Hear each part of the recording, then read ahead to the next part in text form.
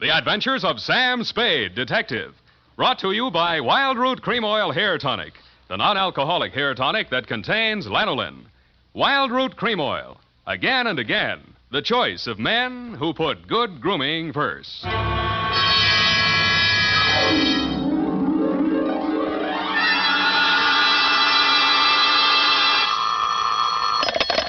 Spade Detective Agency.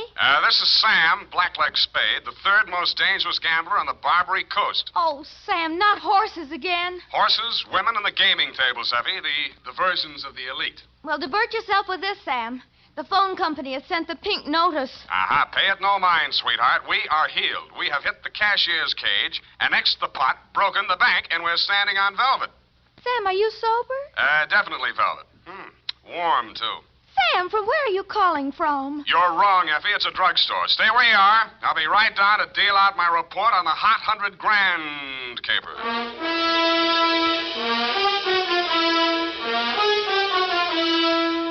Dashiell Hammett, America's leading detective fiction writer and creator of Sam Spade, the hard-boiled private eye, and William Spier, radio's outstanding producer-director of mystery and crime drama, join their talents to make your hair stand on end with the Adventures of Sam Spade. Presented by the makers of Wild Root Cream Oil for the hair. It's smart to buy things the whole family can use, isn't it? That's why I say it's smart to buy Wild Root Cream Oil Hair Tonic. To Mom, to Dad, to the children, Wild Root Cream Oil is really a friend indeed. Non-alcoholic Wild Root Cream Oil with lanolin grooms the hair neatly and naturally, relieves dryness, removes loose, ugly dandruff. I hope you have a big family-sized bottle of Wild Root Cream Oil in your home. Get Wild Root Cream Oil Hair Tonic. Again and again, the choice of men who put good grooming first.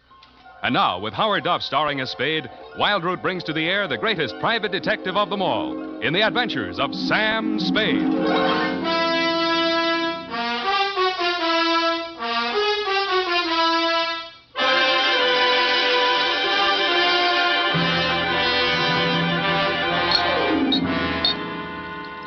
Date, September 19, 1948, to robbery detail, San Francisco Police, attention Sergeant Walsh.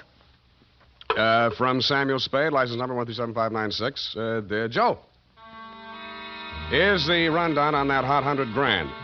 It started pleasantly enough when my secretary, Miss Effie Perrine, cute little mouse, eased into my private office, closed the door behind her, and leaned back against it with that air of pained resignation, which generally means there's a customer outside that she doesn't approve of, but that I'll see her anyway. It's up to you, Sam. She's very well dressed, and I imagine she can afford you. How do you deduce that? Well, she dropped her purse. I didn't get time to count it all, but there was a $100 bill on top. Well, sure in, Effie. Sam. Go ahead, say it. Oh, I don't know, Sam. Sometimes, well, does just money... No, that's one of the reasons I hire you. What's the matter with it? Nothing. That's just it, Sam. She's very good-looking, cultivated, and very kind and considerate. And she seems sincerely troubled. You mean her act is a little too good? I felt that too, Sam. Thanks, Angel. I'll keep that in mind. Tell her to come in. All right, Sam. Mr. Spade will see you, Mrs. Kilcourse. Thank you. Thank you for seeing me, Mr. Spade. My pleasure. Won't you sit down? Oh, thank you. I'm Lurene Kilcourse, Mr. Spade. It's about my husband, Leonard Kilcourse. Husband? Oh. We've only been married a short time. It was a quiet ceremony at the San Sidro Mission. Leonard didn't want to subject me to any publicity. The difference in our ages, you know? You mean you want me to keep it a secret? Oh, no, except for the newspapers, of course. Naturally, all of Leonard's friends know. No, he doesn't have many, from what I've heard. I've thought it strange, too, that such a prominent man should have such a small circle of acquaintances. I met him only a short time before I married him. He's been very kind and absolutely devoted to me, and I suppose I should feel ashamed of myself for coming to you. But there are so many things about him that are mysterious that sometimes I can't seem to find my handkerchief. Here. Kleenex. Oh, I'm sorry. Thank you. I take it you're not a San Francisco girl. No, I met him at a dude ranch. Well, maybe I can clear up some of your mysteries for free. The reason your husband doesn't have many friends is because they keep dropping dead. I don't understand you. Oh, forget it. He's a big public servant. He's built a lot of sidewalks. The streets of this city are paved with his good intentions. His name is on 1,000 manhole covers. If the names of his former business associates land on headstones, it's nothing to me. I got my own racket. Well, what? I think my husband is paying blackmail to someone. Uh-huh. And upon what do you base your suspicions, Mrs. Kay? It started about a month ago. He began withdrawing large sums from our joint account. First it was $10,000, then $20,000, and last week, $50,000. And this morning, he closed out the balance of the account. $100,000. Yeah, well, he's got it to spend, Mrs. Kilcourt. Well, I won't pretend the money doesn't interest me, but what's behind it, Mr. Spade? Each time he withdraws these cash sums, he leaves the house without a word to me. And sometimes doesn't return until dawn. My husband is not fond of nightlife, Mr. Spade. Only a desperate situation could induce him to leave the house after dark. Yeah, so I've heard. They say that's how he kept his health as long as he has. All right, you want me to trail him, find out what he does with the money. Just one question. Why'd you pick me for the job? Why, your reputation... That's local. You say you're new in San Francisco. Well, I do read the local papers. Your picture was in only 2 weeks ago. Yeah, well, that caper didn't help my reputation. I like your looks. A nice, honest face. A man I could trust. Well, I don't buy that. And I'm sentimental, too. Your picture reminded me of someone who was very dear to me. My brother. Of course, you're nothing like him, really, but you do look alike. I suppose that sounds like a silly woman's reason for... Yeah. What's your address? Well, I have a little place of my own out on Divisadero. The Balboa Apartments near Normandy Terrace. Mm-hmm. You'd better keep in touch with me there. I don't want Leonard to know. The Kilcourse mansion is at 1316 Clarendon. 1316. Mm-hmm. He returns from his office around 6 in the evening. Do you have a car? No. I need one? Well, I don't know where he may go. Now, here are the keys to my car. It's parked in front of the main entrance, a gray Plymouth. He won't recognize the car. It's my brother's. Now, about your fee. $100 now. If I need more, I'll leave you know.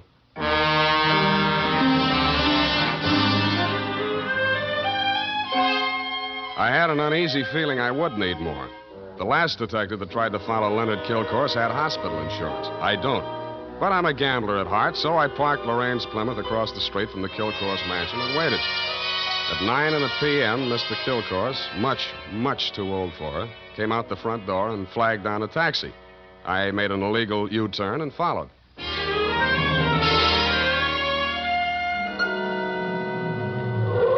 The trail ended across the Golden Gate Bridge in Marin County.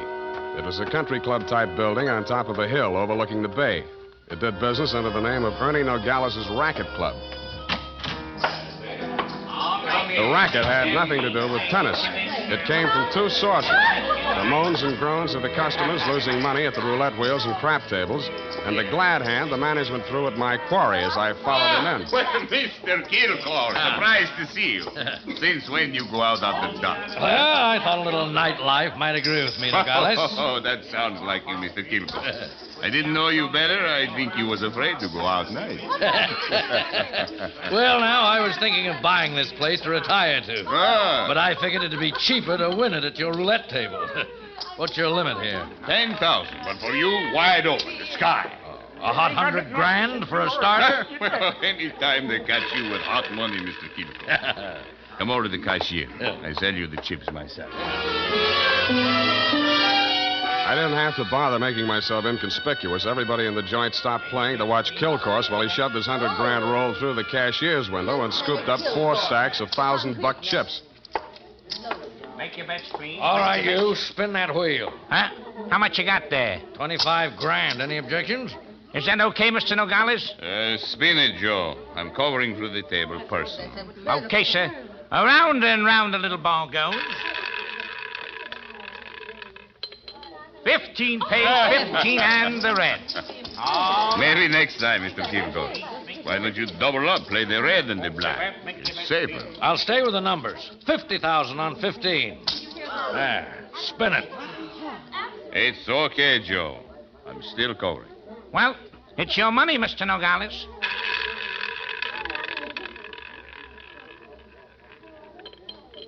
Number 4 pays. Number 4 and the red again. Well, $25 grand more on 15. Look, Mr. Kilcourse, go on, enjoy yourself. Take it off your income tax, but please spread them out a little there, those chips, huh? It looks bad for the house. What kind of a joint is this? Can't you cover the bets? Okay, Joe. He asked for it. Okay, sir.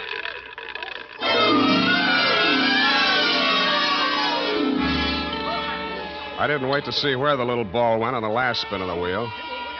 I would have made a side bet with any taker that Kilcourse wanted to lose that $100 grand. I would also have made book he knew I was following him.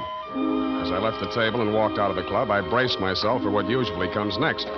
There would either be a dead body in the car or somebody would crease my noggin with a sap. But nothing happened. I switched on the headlights and stood in the glare of them for fully a minute, but nobody even shot at me. I flushed the shrubbery. No gunman. Checked the ignition wires. No booby traps. Driving back to town, I racked my brain for some way to bring them out into the open. I felt like a man with his life savings all on one number, waiting for the wheel to stop spinning, which wasn't far from the truth. Not much of a cliffhanger, but the best we could do this week.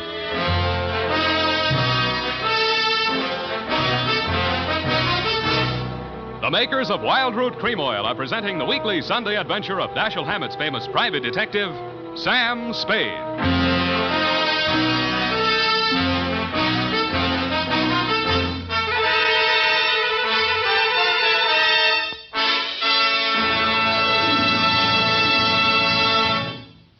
Now, here's important news on good grooming. If you want the well-groomed look that helps you get ahead, socially and on the job, listen. Recently, thousands of people from coast to coast who bought Wild Root Cream Oil for the first time were asked, how does Wild Root Cream Oil compare with the hair tonic you previously used? The results were amazing. Better than 4 out of 5 who replied said they preferred Wild Root Cream Oil. Remember, non-alcoholic Wild Root Cream Oil contains lanolin. It grooms the hair naturally, relieves dryness, and removes loose, ugly dandruff. So if you want your hair to be more attractive than ever before, get the generous new 25-cent size of Wild Root Cream Oil, America's leading hair tonic, on sale at all drug and toilet goods counters. It's also available in larger economy bottles and the handy new tube. Get Wild Root Cream Oil, again and again, the choice of men who put good grooming first. By the way, smart girls use Wild Root Cream Oil, too, and mothers say it's grand for training children's hair.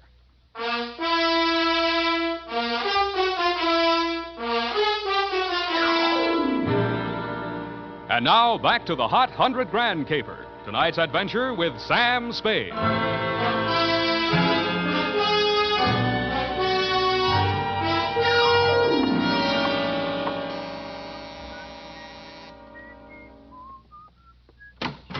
Yeah? This Mrs. Kilcourse's apartment? Yeah? She here? Yeah? Well, can I come in? Yeah? Tommy? Yeah? Who is that, Mr. Spade? Yeah. Oh, this is the detective I was telling you about, Tommy. Remember? Yeah? The one who looked so much like you? Yeah? No. Oh, excuse me. This is my brother, Tommy Lane. Yeah. Tommy, won't you run down to the corner and buy me some cigarettes for about 20 minutes? I have something to talk over with Mr. Spade. Yeah.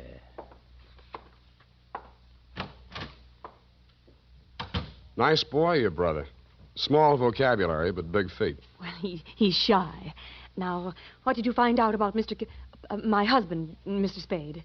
He dropped $100 grand in a gambling joint. Ernie Nogales' racket club. You know it? No, but I know Ernie Nogales. I knew him in Reno before I met Leonard. He lost his license there for running a crooked wheel. The way Kilcourse was playing tonight, that wheel didn't have to be crooked. He was trying to lose that $100 grand. But why? Why would he do a thing like that? One of two reasons. Either he's paying off to Nogales or he's paying off to somebody else, and Nogales is the go-between. Well, I don't believe it. Ernie is a crooked gambler, but he doesn't touch blackmail. And your husband isn't stupid enough to drop $100 grand in 3 turns of a wheel. Anyway, I'm not tangled with him and or the Ernie Nogales mob for $100 of your money or anybody else's. Here, take it. Well, and here are your car keys. No, wait, please. You can't desert me now. Why not? Well, I haven't told you everything. I'd hoped I wouldn't have to. About your brother? How did you know? The only place you get a green suntan is in a pokey. Besides, he acts kind of stir-crazy. Spent a little time in solitary, didn't he? He won't talk about it. But that's it, Sam. That's why Leonard is paying that blackmail money to Nogales. You just said Nogales wouldn't touch blackmail. Any other corrections you'd like to make in your copy before we proceed? Yes. Well, I might as well tell you everything. Why not? I knew when I came to you this morning that my husband was paying this money to Nogales. I knew because I asked him to. You and Ernie Nogales are working together? I'm not that rotten. I didn't say you were, but you're a rotten liar. There's that much in your favor. But I'm telling the truth now, Sam. You must believe me. Everything that has happened is my fault. I persuaded Nogales to give my brother a job in his place in Reno. Mm-hmm. They quarreled, and when he got closed down, he blamed Tommy. He swore he'd kill him when he got out of prison. That's why I begged my husband to pay him to save Tommy's life. Who did rat on Nogales about that crooked wheel at Reno? I did. That's why I feel responsible. Leonard is so fine, so generous. But I can't let him go on paying for my mistake. Yeah, like you said, he's going to run out of money. Look at me, Sam.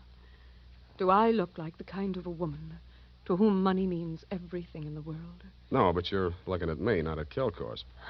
You're laughing at me. Oh, I know what you think. Perhaps I did make a mistake in marrying Leonard, but he was so kind, so considerate, like my father. Everybody reminds you of your relatives. You don't believe my story? Well, since you asked. Well, all right, then, here's the truth. I'm really Jack the Ripper's granddaughter. My parents were terribly wealthy. I harpooned my mother in her Beverly Hills swimming pool, set fire to my father with a $50,000 negotiable bond, and eloped with John Wilkes Booth. That brings us up to 1865. Shall I go on? Don't stop. It's great. Oh, get out of here. Get out of here and leave me alone. After you've told me all your secrets, I'm not that rotten. You won't help me. You never intended to. Why go on torturing me? Oh, now, stop that. Please, please. I believe you. I believe all your stories. Now, what is my next smart move? Sam, the only way to stop Ernie Nogales is to prove that he's running a crooked wheel. And then he'd pay back all that blackmail money, and he wouldn't dare lay a hand on Tommy. Well, it's going to be hard to prove and expensive. I'll have to lose a little on that wheel before I can figure the way it's rigged. How much can you invest? Well, I have about $1,000 of my own. With you? Yes. Here, you take it. Smells nice. Sam. Yeah? Sam, after all this is over, and after I've put things to right with Leonard, I should have told him before this, but I owed him so much. Oh, Sam, I'm so glad it's you. Yeah. Me too, Angel. Go now, darling, before I beg you not to. What time does that joint close? Well, it runs all night, I think. Good. Let's stay up late and raid the icebox.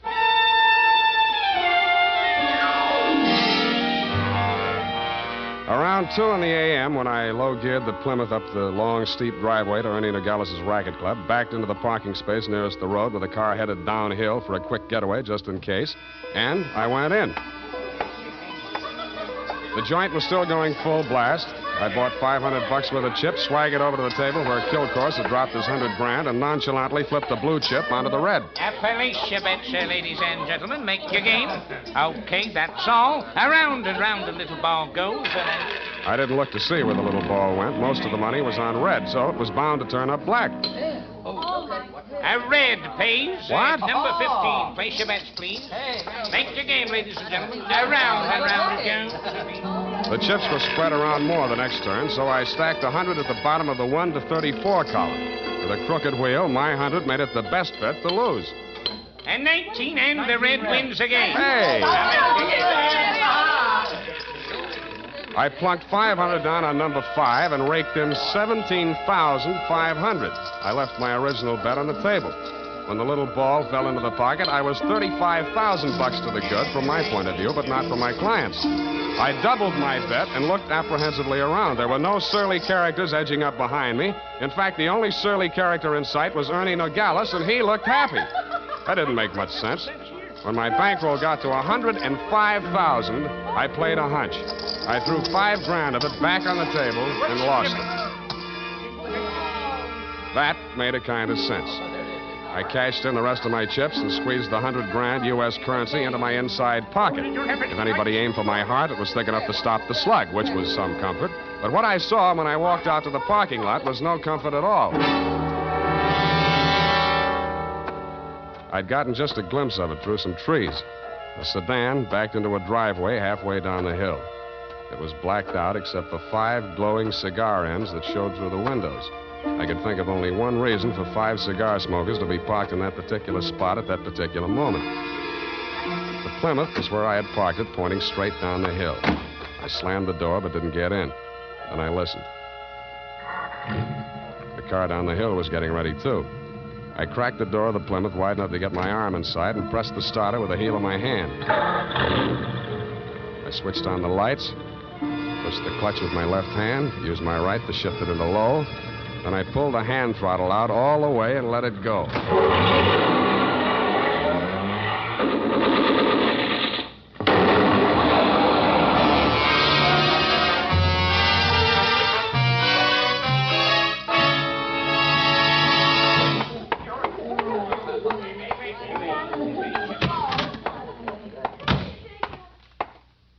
What's the big idea busting into my office? We're going to have a talk, Nogales. Please, don't wave that heater at me. It makes me nervous. I don't like guns. I don't either. That's why I'm here. Put your hands on top of the desk and keep them there. All right. Give me back that roll. I give you clean money for it. It was a gamble, so I lost. Can you blame me? Where'd you get this money? I buy it. 50 cents on the dollar. I don't ask where it came from, but I read the papers. I figured it was that shipyard payroll job a few days back. Like it just fell in my lap. I figured it'd make 50 grand instead of Kilcore's 5. I guess that was dirty trick you just out of stir, Tommy, huh? I got news for you, Nogales. I didn't know this money was hot, and I am not Tommy Lane. No? Then what? Private Dick. Tommy's sister hired me to take the fall for him. Look, I've got most of the caper. Kilcourse wanted to pay Tommy $100 grand. You rigged the wheel so Kilcourse would lose it one night and Tommy would win it back the next night. Now, what was Kilcourse paying him off for? No caper, legitimate. He was sent up for bribing a public official. You mean he was the payoff man for Kilcourse's contracting firm? Sure, legitimate business. And the grand jury went out after Kilcourse. Tommy took the rap, that's all, for a price. Yeah, $100 grand. Thanks, Nogales. That's all I needed. Oh, Sam, I was afraid I might be too late. You are, sweetheart. Oh, I have so many things to explain. Where can you talk? Right in here. But who's this man? Why, that's your old sweetie from Reno, Ernie Nogales, remember? What's the matter with you two? You crazy? Oh, Sam, I should have told you the truth from the beginning. Check. The Nogales yarn, I can understand, but why did you tell me you were Kilcourse's wife? I was desperate. I had to say something. It was the only explanation I could think of for my interest in this case without telling the truth. But you were making a pigeon out of me. I don't know about such things, Sam. All I know is I'm here in time to warn you. You mustn't walk out of here with that money. Listen, they may kill you to get it back. They already did. They're combing the wreckage of that car right now, looking for my body. Then Tommy was right. They did mean to kill him. How'd he get the rumble? While he was in prison, from another man that Kilcourse framed. He was in for life, so it was safe for him to talk. Hey, you two. Oh. Yeah, Nogales? That car that just drove up. I think that's Mr. Kilcourse. Oh, Yeah, what's your hurry? Let me go. Come on, what's your hurry? Tommy's out there in that cab. I've got to warn him. Or tip off Kilcourse. Which is it? No, Sam, you've got to believe me. Sit down. Stop that. You two have fun. I'm getting out of here. Go ahead. Now, listen, sweet Lurene, you may as well save your breath for those explanations. You're staying right here until the caper's all wrapped up. Here he comes. Have you got a gun, Sam? Yeah. Well, you'd better have it ready. But Sam... Where's Nogales? I want to see him. He was called out of town, sir. I'm in charge. You Mr. Kilcourse? That's right. I want to know why you people have been interfering with my business. It might interest you to know that this building site's on an old Spanish land grant. Title's very shaky. I'll run an 8-lane highway straight through the middle of it and turn the rest of it into a game preserve. That's what I do to people who double-cross me. I tried to tell Mr. Nogales that, sir. He wouldn't listen to me. He tipped Tommy off for a split of the $100 grand, but I knew sooner or later we'd have to answer to you, Mr. Kilcourse. Oh, what's that? Here's your $100 grand, sir. Count it. Sam. Well. What's your name, son? Sam Spade, sir. Well, I'm glad to meet an honest lad. Well, come along. You too, young lady. We'll all walk out together. Sam, what are you... shut up. What... Spade, huh? Yes, sir. I'm a private detective, but I'm ambitious. Politics? Yes, sir. Well, we'll run you for assembly. In the meantime, I believe there's an opening in one of the public services. Garbage disposal. Executive end, of course. Where the devil is that man with my car? Oh, there he is. You drop around to my office in the morning. Thank you, and good night, Mr. Kilcourse. Drive on, Horace. Back to the city. Oh, Sam. How could you? All those lies and just handing over the money like that. It wasn't yours. It wasn't Tommy's either, sweetheart. Get in. Well, Tommy, are you all right?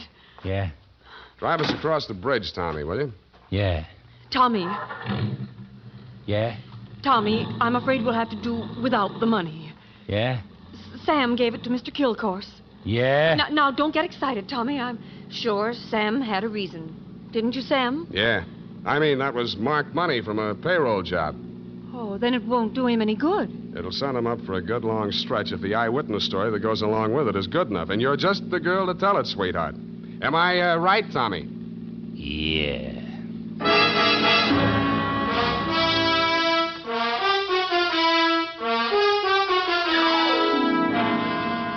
Period. End of report. Already? But Sam. Yeah? What happened? Who were the 5 men in the car, the ones who shot at that Plymouth in the mistaken belief that you were in it? Their names are of little account, Effie. Suffice it to say that Kilcourse pointed his pudgy finger at them in the hopes of keeping the charge of attempted murder out of his indictment. But I was too clever. I identified them. But, Sam, you didn't see anything but their cigars glowing in the darkness. Have you never heard of Sherlock Holmes' monograph and the 49 varieties of tobacco ash, you fool? Oh, but, Sam, Sherlock Holmes is only the segment of someone's imagination. He's a fictional detective. Well? You mean... Oh, Sam, you're tired. Yes, I am. It's affected your mind, winning all that money. Now, you just sit here and rest. All right. Think of the snowy mountaintops and blue skies. Mm-hmm. I'll just go and type this up. Snowy mountaintops. Winter sports yet. And now, listen to this. If you haven't yet tried Wild Root Cream Oil, the famous hair tonic that grooms your hair neatly and naturally, relieves dryness, and removes loose dandruff, then here's a wonderful way to get acquainted. Buy Wild Root Cream Oil in the new 25-cent size bottle at your drug or toilet goods counter. Also, ask your barber for a professional application of Wild Root Cream Oil Hair Tonic. Again and again, the choice of men who put good grooming first. Well,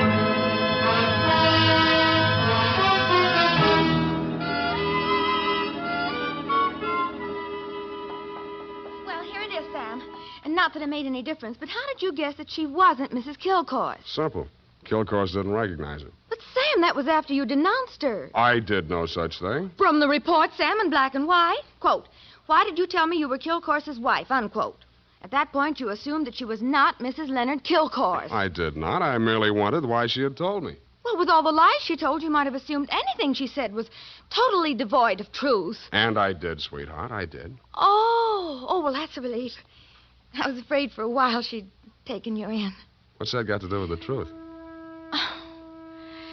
Good night, Sam. Good night, sweetheart.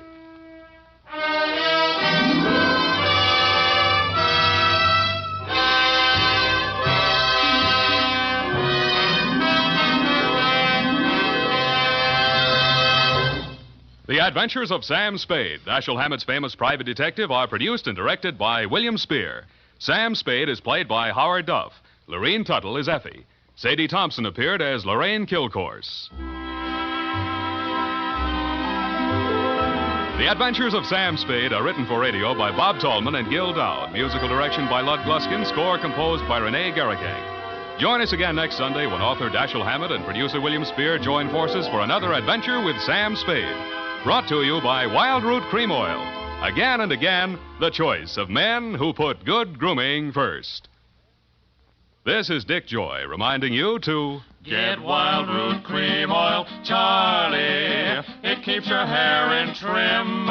You see, it's non-alcoholic, Charlie. It's made with soothing lanolin. You better get Wild Root Cream Oil, Charlie. Start using it today. You'll find that you will have a tough time, Charlie. Keeping all the gals away. Hiya, Baldy. Get Wild Root right away. This is CBS, the Columbia Broadcasting System.